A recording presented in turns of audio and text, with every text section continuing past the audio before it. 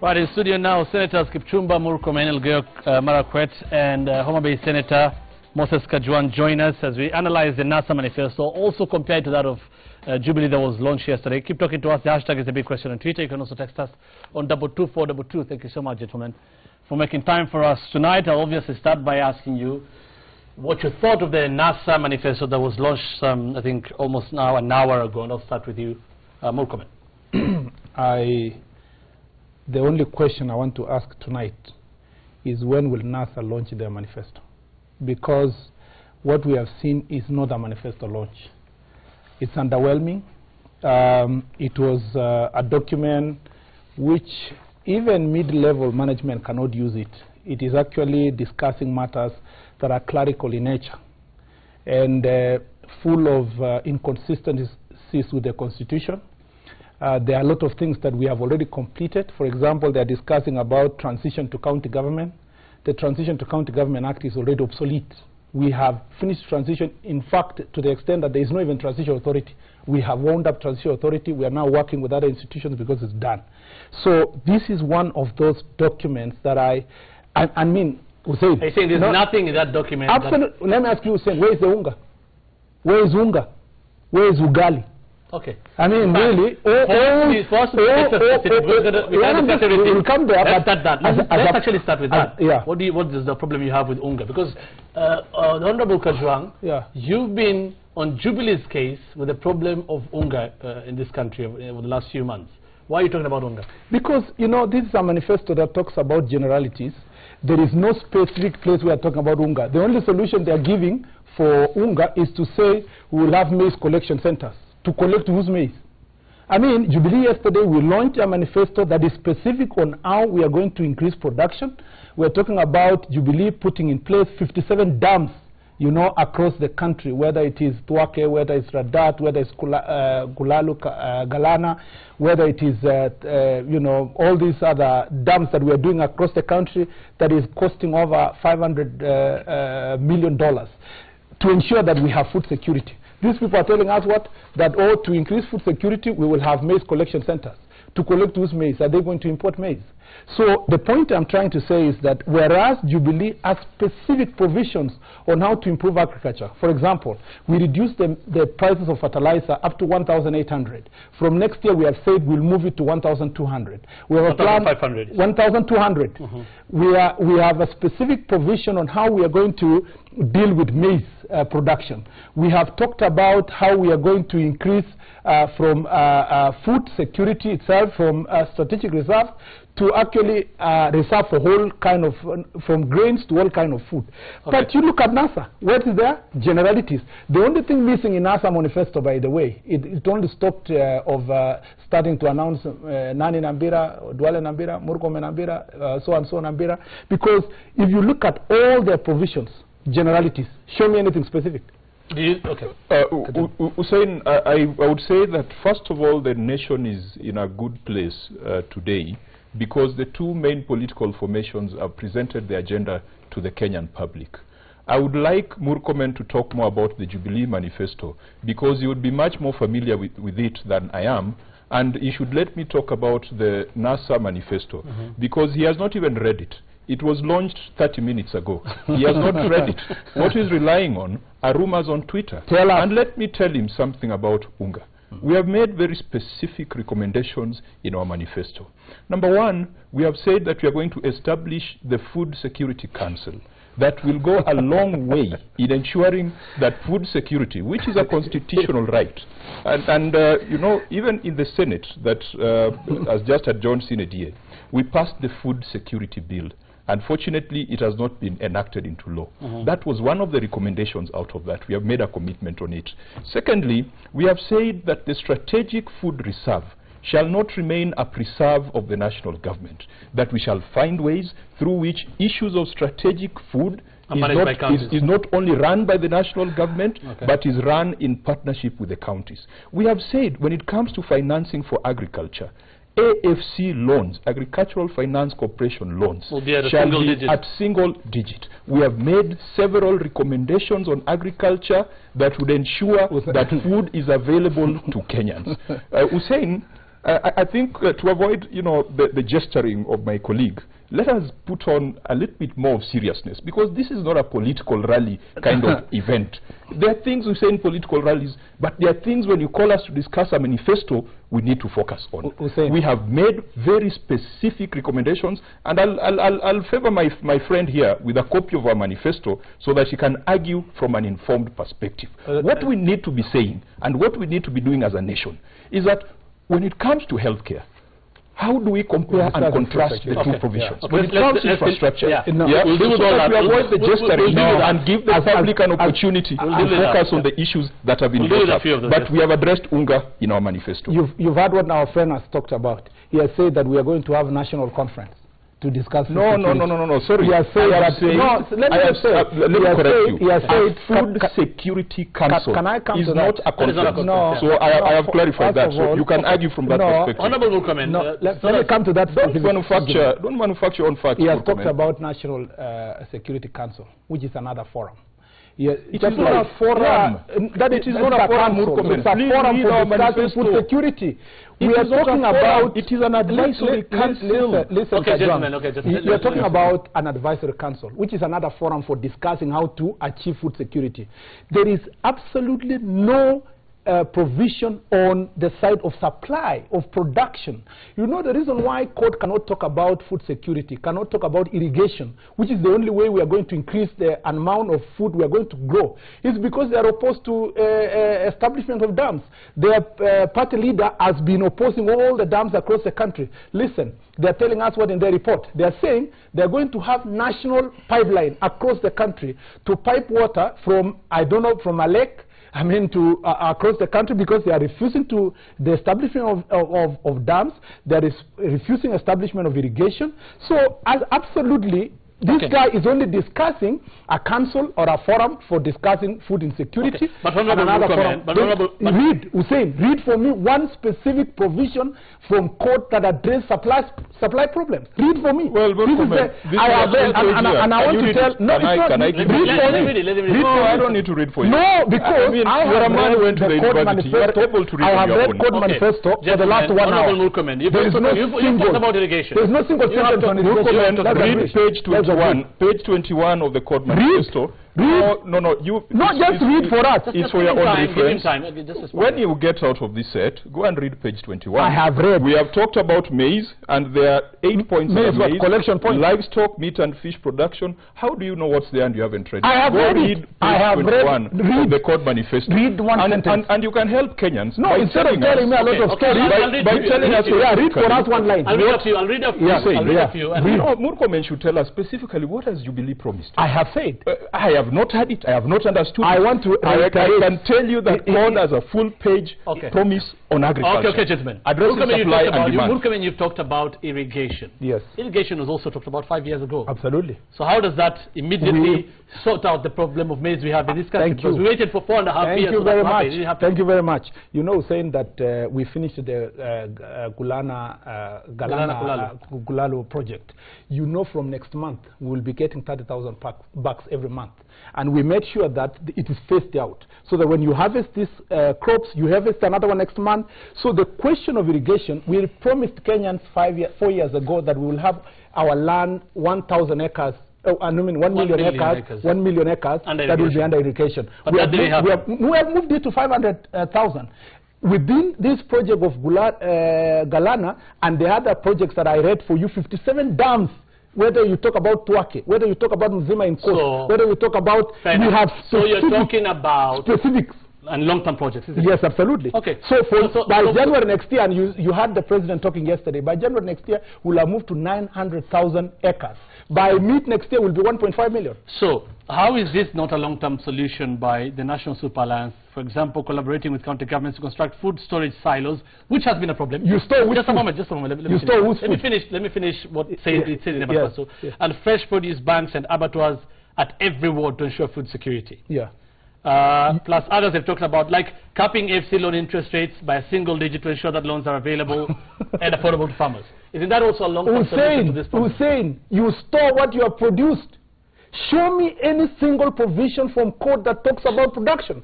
They don't want to talk about irrigation because they are opposed to dams. Okay. I mean, that's a fact. Hussein, you know, it's difficult discussing a subject with someone who has not read it. I have read it. Please don't, my friend Kajwang, listen to me. I have read your manifesto. Okay. Point out to Kenya what you have read. You have not Forget about me. You have not read it is ignorance to talk about something you don't know. I have read. Let him respond to you. You'd rather let me tell you what. Go ahead. Okay, what the question is, the question is something. Honorable, you're asking, you store whose food? Specifically, it's talking about irrigation. Yes. Yeah. Show me one sentence called irrigation. Let me tell you, Hussein, we have a whole section on water and irrigation. And we are looking at it from two perspectives. Because irrigation is not just for agriculture. Irrigation also, you are looking at your water resources. And we have seen that Kenya is a water-starved country. And we have to strike a balance between the two. Now, Murkomen asks, whose produce do you store? We have walked around this country, and I'm a member of the Agriculture Committee of the Senate, and we have realized that some of the problems we have is losses from the farm to the market. We need to develop cold chains. We need to develop storage facilities. That is why even in the Senate, we came up with the warehouse receipting bill. It is about storage. It is about warehousing, because a lot of produce that comes out of Kenya gets lost in distribution, gets lost in the chain. And that is why we are talking about silos for storage, because Kenya, fundamentally, the problem is not just production. The problem falls in the value chain from the farm to the market. And that is what we are focusing on. I want to say, I just want to talk. I want to talk specifically because I'm a farmer. The problem of this country is not the storage per se. It might be storage for other products. But if you talk about grains, for example, we have enough storage facilities by National Cereals and Produce Board to store these producers. The reason why we don't have food now in the country is because we need to increase the supply side. That is what, there is no, and I want to challenge my friend Kajwang, because I've read their manifesto. There is no single sentence called irrigation. Not a single. Well, just not a single. Just go. I have read it. There is no single. Hussein, you know, yesterday there was a document that was circulating, purportedly an abridged version of the NASA manifesto. I'm looking at a 60-page document, which is a real manifesto. And you can't show me. That was launched today. Patience is a virtue. That was launched today. There is a whole section where we are talking about water, where we are talking about protecting our water resources, where we are talking about that is okay, but there's nothing about agriculture. And let me clarify. National Cereals and Produce Board, I've looked at the NCPB Act. We have gazetted cereal producing counties. That is where NCPB has a presence. In Homa Bay, where we grow cereals, we grow maize and sorghum and other things, we don't have NCPB depots. Yet our people produce, and at a time like this when production is at its peak, we sell at a throwaway price. So Murkomen cannot rubbish the issue of storage, the issue of the value chain, the issue of the cold chain. And when it comes to food, it's not just about the cereals it produces. We are also talking about fish. We are talking about milk. We are talking about potatoes. We are talking about vegetables. Okay. So let us look at it holistically. And that is why one of the issues that NASA has come up with is that very specific provision that you have read out for the benefit of my colleague. Okay. Let's move now to combating corruption, good governance. That's how you talked about it. That's how you talked about it. Yeah. You read the Jubilee Manifesto, I believe. Yes. What do you think about corruption? Because corruption has been a key thing you've been talking about as Jubilee's failure over the last 4.5 years. What do you think, how do you rate what they said, or what the manifesto says about corruption? You also have yes. Well, I would say that Jubilee has started with a good approach. And you know, despite our different political formations, it doesn't mean that Murkomen has to rubbish everything we say. And it doesn't mean I have to rubbish everything they say.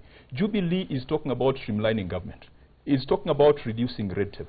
It's talking about General Services Agency so that they can streamline procurement. I think those are good ideas. And the challenge is in implementation. In contrast, we have gone beyond that. And we are talking about elected officials like Murkomen and I. When NASA takes over power, we will not be allowed to do business with government, either directly or indirectly. We have talked about empowering the institutions that have been established to fight corruption, giving them resources. It is not that we don't have enough resources. It is not that we don't have enough laws. Even in the last 4.5 years that Jubilee has been in power, and corruption has been there, And interestingly, even my friend Murkomen has been dragged into it. There is a report from the Public Accounts Committee that has dragged his name. I'm glad I saw him hugging Waiguru the other day. Looks like there was some confession that took place, and now they are bosom buddies. So we are looking at corruption holistically beyond streamlining government. What Jubilee has talked about is streamlining government, but they've had an opportunity of 4.5 years to do that, and they have failed to do it. Okay. Hussein, I don't want to reduce this to discussing about myself, because about me, I have never been indicted by any institution about the same. But let's talk about the manifesto. The manifesto of Code or NASA says that one way of dealing with corruption is to ensure that public officers are going to sign a code of conduct to ensure that they deal with corruption publicly, don't do business with government, and so forth. But Hussein, Code is being funded by using Anglo-leasing money.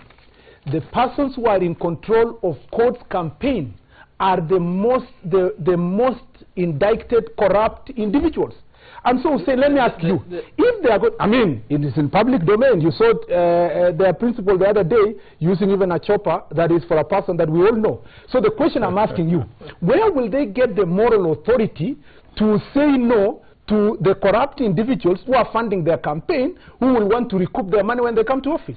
So really, this is just stories. It's the same way you said, no public institution has indicted you. Yeah.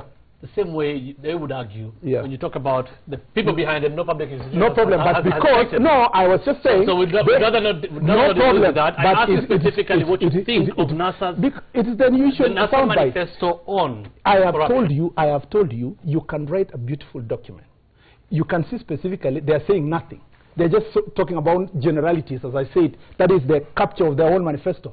But I want to tell Kenyans that any person who comes to the floor of government with iniquity, you cannot expect them to be able to discard the process that brought them to government. Okay, specifically, we've talked even of the prompt payments bill, because we are saying that corruption sometimes is entrenched when people are not able to get their payments on time. The prompt payments bill, which comes out of Parliament where Murkomen and I sit, we say that suppliers must be paid within 30 days of invoicing. And I do remember some very interesting conversations we've had, even in the Senate, when you're complaining about delayed payments of suppliers at the county level, and that then encourages people to give handouts so that their invoices could be released. We have addressed that, and we have made that very specific promise to the people of Kenya, that suppliers shall be paid within 30 days. I'll read the issue of governance and combating corruption for both manifestos very briefly. This is for NASA. Says all members appointed or elected shall sign specific anti-corruption performance contract, which among others shall require that appointees and elected members introduce and monitor standard anti-corruption initiatives in their sectors. Appointees and elected members shall not do business with government directly or indirectly. That is also still a conflict of interest even now. Yeah. Yes. The appointees and elected members shall take moral and political responsibility for any misconduct in their dockets arising of their non-performance on their anti-corruption performance contracts or their managerial failures.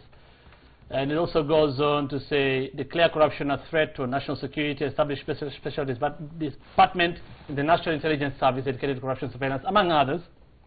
For Jubilee, in the next 5 years, it says, develop the Huduma network, expand automation of public service delivery systems, digitize payments for all public services, and enhance use of technology in law enforcement, support enhanced investment and capacity of the judiciary to expedite hearing and disposal of economic crimes, increase penalty to include jail time for economic crimes, and work with the judiciary to ensure all economic crime cases are resolved within 6 months. Looking at plus more, of course, publish annual details of all the procurement awards of major government projects. Looking at both manifestos, none of you or your manifestos talk specifically about, oh, there's no wow effect to say this and this and this is what we'll do to somebody who's found corrupt, or this is what we'll do to cabinet secretaries or government officials found to be corrupt. And this can be blamed this is for both Jubilee and NASA. And NASA, which has been very critical of Jubilee for the last 4.5 years about corruption. Hussein, I would not expect Jubilee to say that they'll set up a firing squad at Uhuru Park for the corrupt. because we are still guided How bad is by corruption in this country? We are still guided. We have said that it is a security, it is a threat to security. For how many years? For so many years. For so many years. In different regimes. And it has grown worse over the last 4.5 years. Would have Kenyans expected something as drastic as that from both manifestos? We are operating within the strictures of a constitution and within the strictures of statute. And that is why Murkomen, in as much as I prod him about some allegations that were made against him, he has a right to say that I'm lying, because he has gone through the due process. Parliamentary committee has come up with a recommendation of Murkomen. He has gone to court and he has sought to block it. It is his right. So we are not going to take Murkomen to Uhuru Park and put him to a firing squad. We must follow the due process of the law. But as we said in our launch today, it is not for lack of laws and it is not for lack of institutions. What makes corruption be the ugly thing that it is in Kenya is complicity of those in the ruling class. When we do business with government, we are making decisions, we are coming up with laws, we are setting up institutions, and we are the ones who are supplying government. So what will be done? Can I say something? For us, we don't need to promise anything. Why? Because we have done it. Because we have done it. The president, they have done it. They have been corrupt. As in the past, they've done it. I mean, well, just have you finished? Yes. Now you can clarify. Okay. The president, for example, the most important thing we can say here is that this is the only president who made people to step aside despite the fact that the law would not require them to step aside. Although he wasn't followed through to other ministers. That is what I'm saying. No, but I'm just saying that he went beyond the requirements of the Constitution to make people step aside. Number two, and most important, is that we are the only government in many years that has funded the independent institution, whether it's the DPP, whether it's EACC, whether it is the institutions that are working on matters of corruption. So we didn't even need to promise, because we recognize the independence of the institutions that are doing investigations, and which you have criticized. Absolutely. Which you have criticized. Absolutely. As doing nothing, isn't it? Do you understand something called the separation of powers? Do you understand something called independent institutions? They are independent so that when the executive criticizes them and they criticize the executive, they are capable of checking each other. And that's why we're saying we've given them the money and we're capable of telling them, challenging them, telling them, take more action. Okay. But if you want to come to specifics of what you want to do with corruption on the court side, it will be very difficult, because Hussein, you know that the allegations of NYS land is on the deputy president or the vice president nominee, Kalonzo Musyoka. If you want to talk about the grabbing of Spectre land, Raila Odinga, and the maize scandal is on him. If you want to talk of selling our embassies, Mudavadi, Wetangula. If you want to talk about selling cemetery, Mudavadi is there. If you want to talk about looting Bomet County government, Isaac Ruto is there. Right. So you could not expect them to even take a drastic action of saying they are going to sack public officers, because they live and they have survived and they are what they are because they have survived through corruption. So both NASA and Jubilee and their leaders in this country, I mean, if we look deeply in, I mean, for both NASA and Jubilee, we'll find people who are tainted with corruption. Yeah. We're saying, you know, we're saying the tragedy. The principles. We're saying the tragedy. You can imagine the whole five principles. When it comes to Jubilee and my brother Murkomen, he is innocent and he does not care what a parliamentary committee says. But when it comes to others, he is very quick to condemn them. I think we just need to use the same measure. So I am not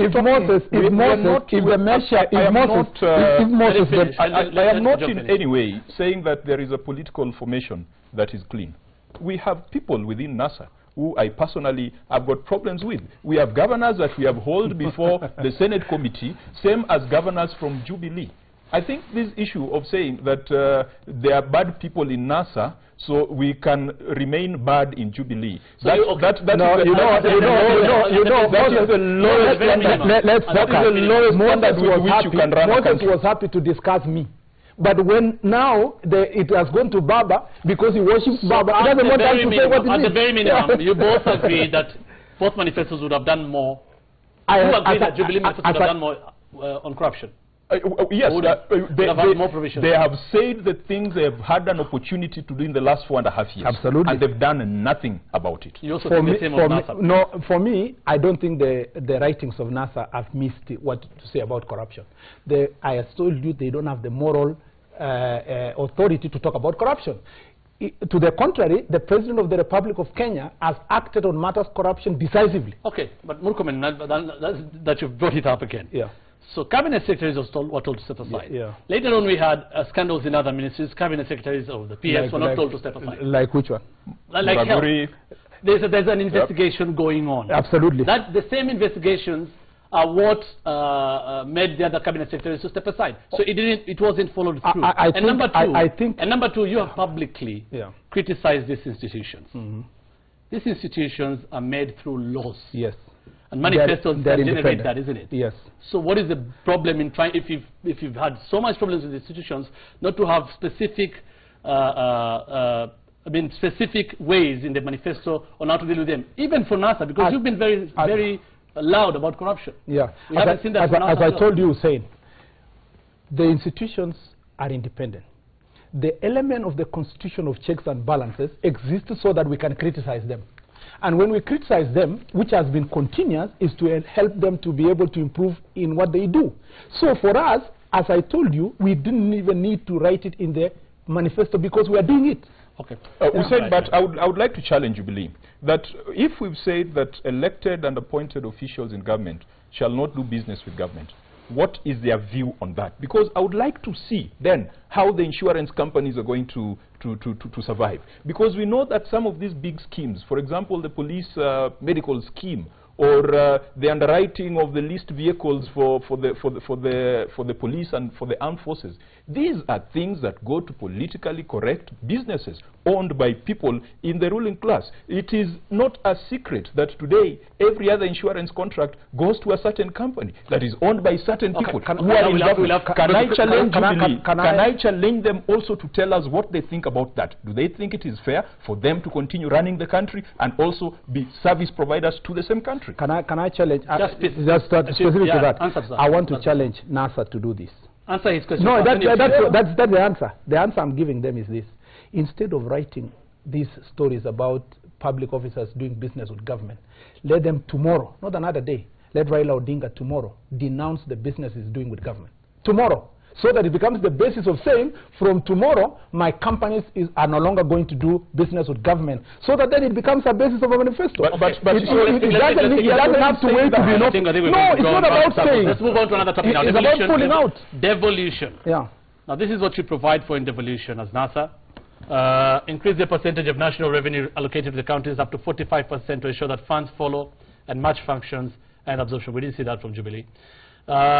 And then this is the interesting one. Initiate constitutional amendments to provide for a hybrid executive system based on the Bomas draft as a mechanism for enhancing cohesion and to not only allow individuals from smaller communities to rise to the highest office in the land, but also encourage a participatory system of government. You're talking about a referendum here, isn't it? Yes.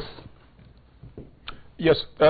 Devolution is, for me, is one of the areas where we have made very bold statements. Murkomen was a chair of a select committee in the Senate that sought to come up with constitutional amendments that would ensure that in the new constitutional dispensation, devolution, and particularly the Senate, had a role to play. Now, NASA has said it very clearly in its manifesto. For example, in empowering the Senate, NASA has said that we shall set up Senate liaison offices at the county level, financed by the Parliamentary Service Commission. We came up with that kind of initiative in the 11th Parliament. It was killed by forces from the executive and forces from Jubilee. We are reasserting and reassuring those who believe in devolution that the role of Senate is going to be strengthened. Secondly, Hussein, the 45% allocation. I'm one of those who believe that you don't need a constitutional amendment to give 45% to the counties. Because the Constitution right now talks of a minimum of 15% of the last audited accounts. Yeah. We are using 2013-2014 accounts. We are in 2016-2017. So that disenfranchises the counties. But what is important to say? Jubilee said they've completed the transfer of devolved functions. That is a big lie. Roads function has not been transferred. The Senate and the High Court ruled that classes D roads should be transferred to the counties. The Jubilee government has frustrated that. It went around, reclassified roads. It went around, came up with a roads bill that sought to kill the transfer of roads to the counties. Another function that has not been devolved is library services. Another function that has not been devolved is ports, harbors, and ferries. So devolution is not complete, and that is why we have made these bold statements that we are going to ensure full transfer of functions to the counties, and the functions shall be followed by funds That's why we are talking of 45%. It is not for governors to line their nests. And this I must tell the governors and those who are running for gubernatorial positions. When we give you 45% of national revenues, it is not for you to marry a second wife. It is for you to undertake all the functions in the 4th schedule of the Constitution. Hussein, the first important provision in the governance sector, which I don't think my colleague has read in their manifesto, is to amend the Constitution to provide for a hybrid executive system. Do you know what that means, Hussein? It means that we go back to the old constitution, where you will have a president who will have his hand on the executive and the judiciary and legislature. Executive hybrid system is what actually was the problem. That's why we have a new constitution. And do you know why he wants a hybrid system? Because already this man who tells us he was fighting Moi for many years was actually not fighting Moi because he hated the system of government at that time, because he admired the dictatorial presidency. Now, if you create this hybrid kind of executive system, it means that you return Kenyans back to Misri, you know, and you are telling people that you are the Joshua to take them to Canaan. So the first thing that they are going to do is to amend the constitution within 100 days. Within, you read there, 90 days, within 100 days, to initiate a process of amending the constitution so that they can create jobs for the big boys, the 5 big boys. The other three boys who have no specifically defined jobs have been promised Deputy Assistant Prime Minister. And this is why they have provided for that provision. We in Jubilee believe that there is no money, that we are going to run a referendum for purpose of creating jobs for the big boys. No, I gave him time. Let me finish. That to create opportunities for the big boys, we believe that the money that we have is going to continue to work on the infrastructure, electricity, health, to make Kenyans even better. On matters of devolution, the problem we're dealing with devolution today is not the absence of money to counties. You know for sure that we had a bickering the other day on revenue allocation, but we've increased that money to over 315 billion shillings. The reason why county governments are suffering at the moment is not because of the money being devolved. It's the pilferages and wastage of public money in the counties.